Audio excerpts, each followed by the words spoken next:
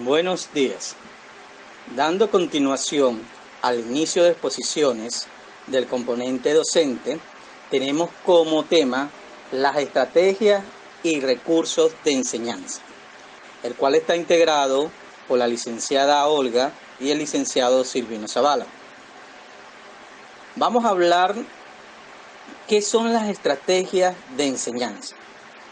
Son métodos, procedimientos o recursos utilizados por los profesores o facilitadores para conseguir que sus alumnos logren aprendizajes significativos. La aplicación de esta estrategia permite al profesor o facilitador transformar el aprendizaje un proceso activo, más participativo y que el alumno recuerda con mayor facilidad. Podemos decir en pocas palabras que son procedimientos que el agente de enseñanza o el facilitador o profesor utiliza en forma reflexiva y flexible para promover el logro de aprendizaje significativo en los alumnos o en los educandos. Luego tenemos las estrategias de enseñanza. Entre las estrategias de enseñanza veremos a continuación cuáles debería utilizar el profesor o conocer para hacer que su tarea como docente sea algo verdaderamente fructífero. Estos métodos pueden servir tanto para activar los conocimientos que ya dominan los estudiantes como enseñarles nuevos métodos, entre las cuales tenemos la primera, ilustraciones. Las ilustraciones son representaciones visuales de los conceptos, objetos o situaciones descritas en la teoría, o un tema específico del que se haya hablado en clase, como puede ser una fotografía histórica, un dibujo, ejemplificando la estructura de un edificio, esquema, gráficos y demás soportes visuales. Existen 4 tipos diferentes con diferentes funciones. Primero, la descriptiva, muestra figuras, fotografías y dibujos. Las expresivas, figuras o dibujos en las que se destacan aspectos actitudinales. Lógicos matemáticas son diagramas de conceptos o funciones matemáticas. Luego tenemos la segunda estrategia, que serían los objetivos. Los objetivos son enunciados en los que se establecen las condiciones, el tipo de actividades y cómo se evaluará el aprendizaje. Es a través de su aplicación a inicio de curso lo que hace comprender al alumno qué es lo que se espera de él, además de trazarse el camino que debe seguir. Es muy importante establecer estos objetivos, pues que además de servir como guía para el docente o facilitador, hace que el alumno sepa previamente lo que tendrá que hacer durante el curso. Luego tenemos la presentación previa. Consiste en preparar bien el material introductorio para poder facilitar el proceso de adquisición del mismo. No se debe confundir esta estrategia con la de la presentación de los objetivos, dado que la presentación previa implica introducir el contenido en cada sesión despertando conocimiento que ya posee el alumno o preparándose para el término que se va a explicar. Luego tenemos debate y discusión dirigida. La incorporación de debates y discusiones dirigidas es una estrategia de enseñanza imprescindible en toda educación que quiera fomentar al alumno el pensamiento crítico, el respeto y la comprensión de que existen otros puntos de vista. Los debates deben ser intercambios informales de ideas e información sobre el tema tratado, siempre bajo la dirección del educador, para asegurarse de que los alumnos no se alejan del punto a debatir.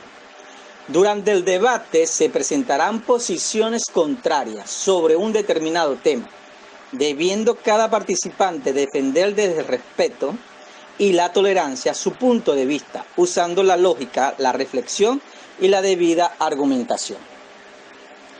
Es muy importante que si el docente opta por esta estrategia, presente un tema de lugar a diferentes enfoques y puntos de vista. Además, el docente deberá actuar como director o mediador en el debate, haciendo una serie de preguntas para invitar a sus alumnos a dar a conocer sus opiniones. Lo ideal es que conozca previamente el tema de que se va a hablar o tenga una idea de qué va, para que pueda estar un poco preparado y argumente sus posturas. Talleres. Los talleres son las transformaciones de las clases teóricas en talleres. Es muy buena estrategia de enseñanza, útil para adquirir nuevos conocimientos de forma práctica y colaborativa. En los talleres se crean grupos para que los alumnos presenten sus propias propuestas, las debaten y las llevan a cabo, además de usar la lógica y hacer el uso inteligente del contenido teórico visto en la clase. Luego tenemos las clases prácticas. Aunque puedan parecer lo mismo que los talleres, no lo son. Los talleres invitan a los alumnos a explorar con su propia cuenta cómo hacer las cosas, debatir qué deben hacer. Entre ellos proponen prácticas varias actividades. En cambio, las clases prácticas son la modalidad organizativa en la que se desarrollan actividades directamente relacionadas con la teoría, es decir, en representación práctica lo que se haya explicado el profesor o facilitador en clase o lo que aparece en el libro. Resoluciones de problemas. La resolución de problemas es poner en práctica conocimientos teóricos, pero que solo se pueden adquirir adecuadamente por medio de ejercicios en los que se aplican fórmulas, algoritmos o rutinas. Esta estrategia, también clásica de ser correctamente usada, permite despertar el interés de los estudiantes al ver cómo se resuelven problemas de todo índole. Los ejercicios pueden tener una o varias soluciones conocidas por el profesor o facilitador, cuya principal intención es aplicar lo aprendido para afianzar los conocimientos sobre los contenidos teóricos. Luego tenemos aprendizaje cooperativo. El aprendizaje cooperativo entre iguales es una forma de organización de enseñanza que consiste en hacer pequeños grupos en los que sus miembros incentivan el aprendizaje de los demás, colaborando y exponiendo qué es lo que saben. Los miembros de los grupos interactúan entre ellos, haciendo que quienes mejor han aprendido el contenido lo expliquen de forma más amena y en un lenguaje más asequible a aquellos que tienen problemas. Luego tenemos simulación pedagógica. La simulación pedagógica es una estrategia que se le pide a los alumnos que representen un contexto o escenifiquen una situación. Así los alumnos tienen que abandonar por un momento su propia personalidad e identidad, adquiriendo lo que deben representar. Esto le permite tener una mayor comprensión de las características. Por ejemplo, profesionales, grupos étnicos, injusticia o situaciones cotidianas, dado que él representarlo. Tienen que ponerle en el papel y actuar como si realmente fuera otra persona. Gracias por su atención. Los recursos didácticos son un conjunto de elementos que facilitan la realización de los procesos de enseñanza y aprendizaje. Es decir, son todos aquellos medios empleados por el docente para apoyar, complementar, acompañar el proceso educativo que dirige y orienta.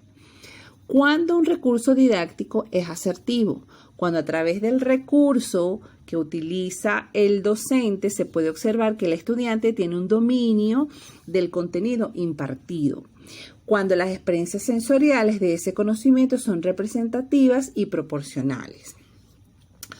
Podemos decir entonces que los recursos didácticos contribuyen a que los estudiantes logren el dominio de un contenido determinado, a que tengan acceso a la información y que esta información sea más enriquecida, a la adquisición de habilidades, destrezas y estrategias, y a la formación de actitudes y valores.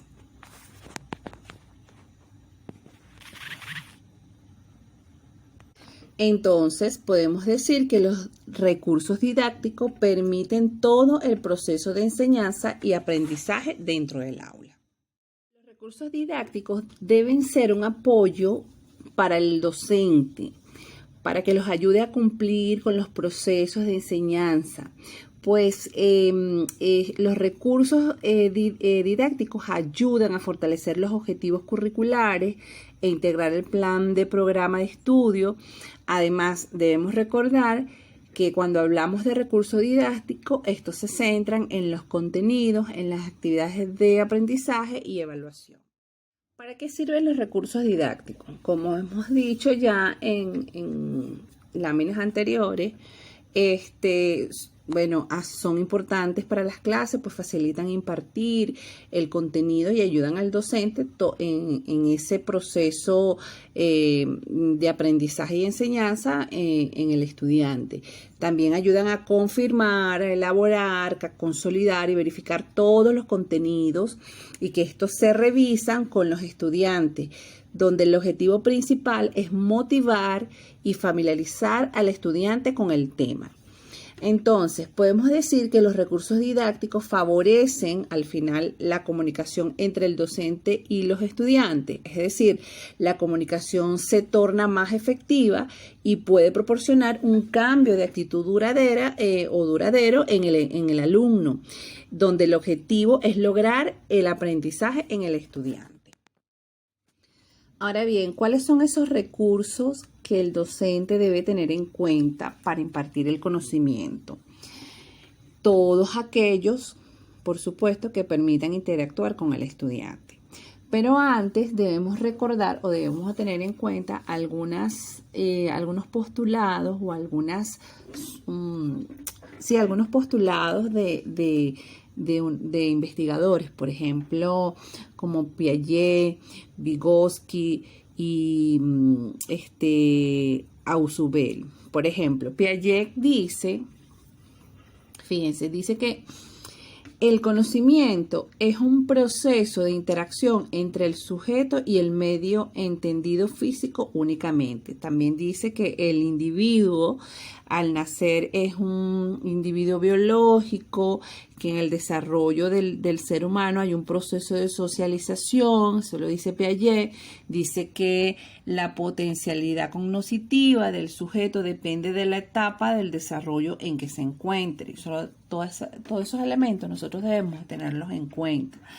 Vygotsky también, por otro lado, dice que el conocimiento es un proceso de interacción entre el sujeto y el medio entendido social y culturalmente. También dice que el ser humano al nacer es un individuo social.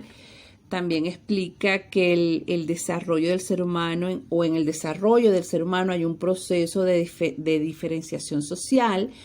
Vygotsky también habla que la potencialidad cognitiva del sujeto depende de la calidad de la interacción social y del sujeto, pues, ¿ok? Entonces, Ausubel, por otro lado, Ausubel explica que el aprendizaje, ¿verdad?, es contrario o en algún momento dentro de sus postulados, él dijo que el aprendizaje significativo, él habla pues del aprendizaje significativo y explica que ese aprendizaje significativo es contrario al memorístico, pues puesto que los contenidos no son incorporados de manera arbitraria, sino que las ideas deben ser relacionadas con alguna imagen o símbolo previamente existente en la estructura cognitiva en el estudiante o del estudiante, ¿ok?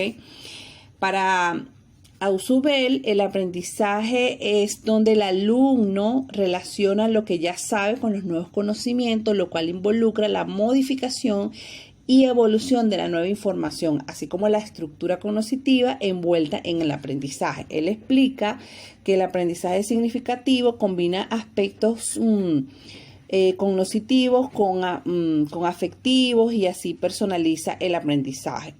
El investigador dice que todo aprendizaje en el salón de clases puede ser situado a lo largo de dos dimensiones independientes: la dimensión por repetición de aprendizaje significativo y la dimensión de recepción, descubrimiento.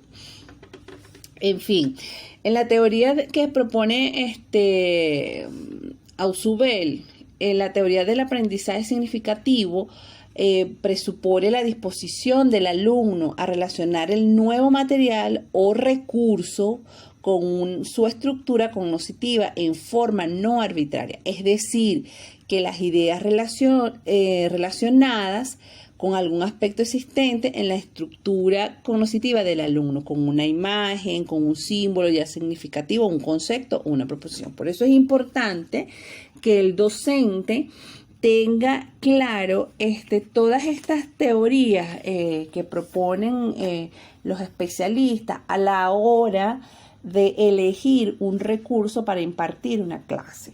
Entonces, Ausubel propone, hay muchos tipos de recursos didácticos, pero los más convencionales son los textos impresos. Ahí tenemos el manual o libro de estudios, los libros de consulta o de lectura, tenemos la biblioteca de aula o de departamento, tenemos cuadernos de ejercicio, tenemos los libros, las revistas, las prensas, los anuarios.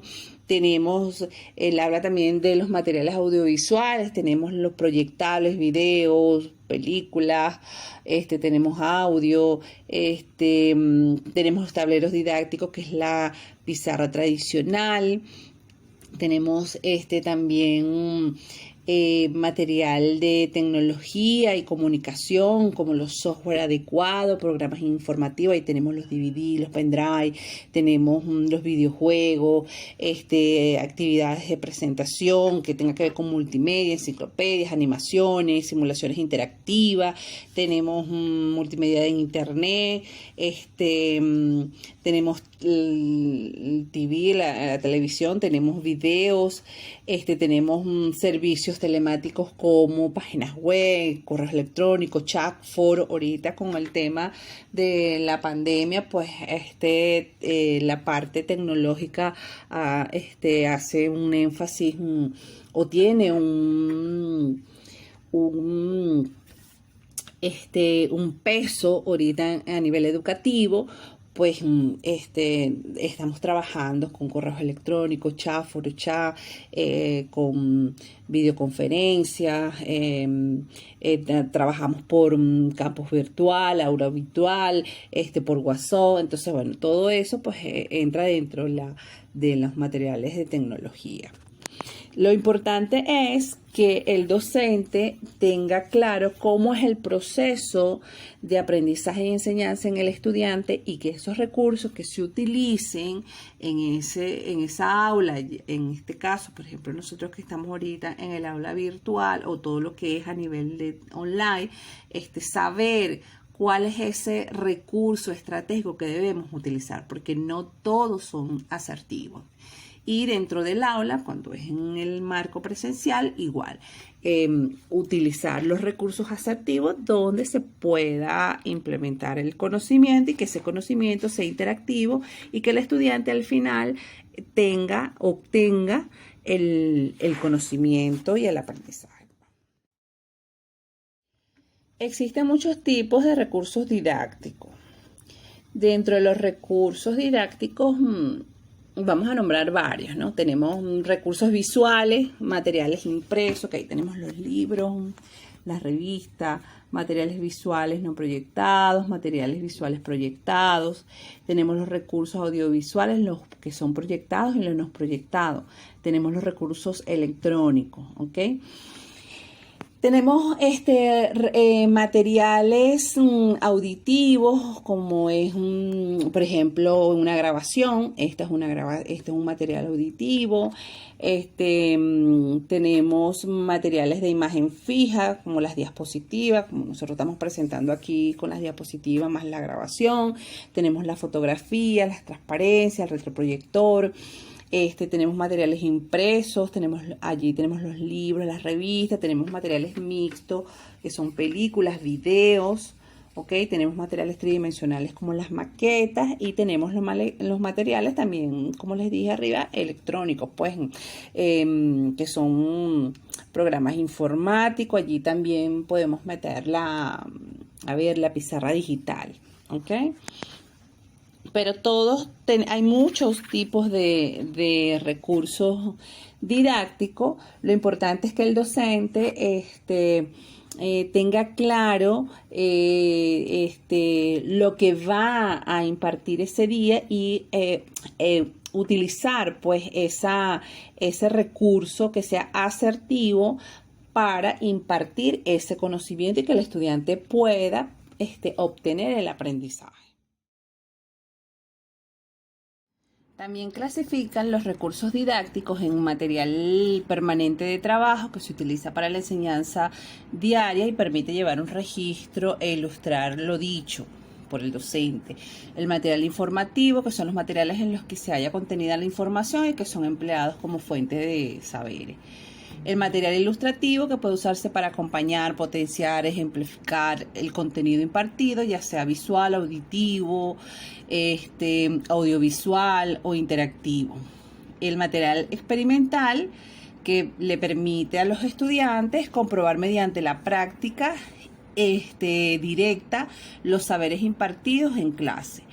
Y el material tecnológico, como recursos electrónicos que permiten la generación de contenidos y la masificación, valiéndose de todo sobre lo que tiene que ver con la tecnología. Aquí les dejamos las referencias bibliográficas y muchas gracias por su atención.